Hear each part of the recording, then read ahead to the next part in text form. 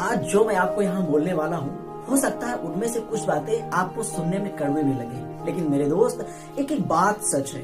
आप जब भी अपनी जिंदगी में दुखी होते हो ना, तो उसकी सिर्फ एक वजह होती है, आप जैसा चाहते हो वैसा आपके साथ नहीं हो रहा है, यानी कि आपकी जिंदगी आपके हिसाब से नहीं चल रही है।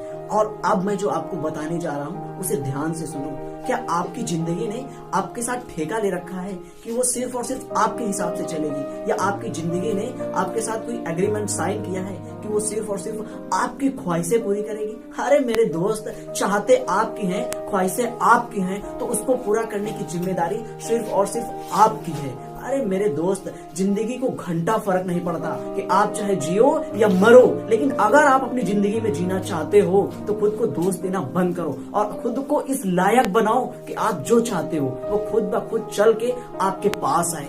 अपने दिमाग को सॉल्यूशन पर फोकस करो, प्रॉब्लम्स पे नहीं। बैठे बैठे बस रोते रहने से कुछ नहीं होने वाला। मुझे ये नहीं मिला, मुझे वो नहीं मिला, मुझे ये चाहिए, मुझे वो चाहिए।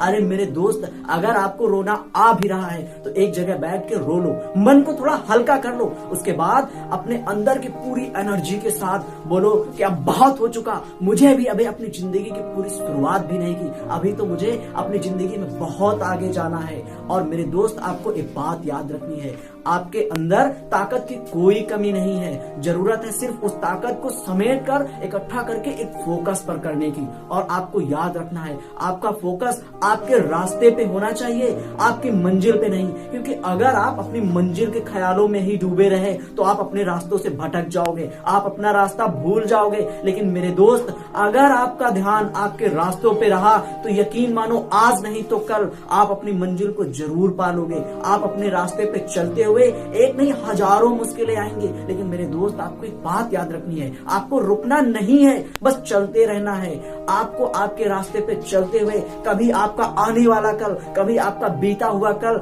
आपको डराएगा, आपको धमकाएगा, आपको रुलाएगा। लेकिन मेरे दोस्त, आपको एक बात याद रखनी है, आपको रुकना नहीं है, सिर्फ चलते रहना है, सिर्फ चलते रहना है।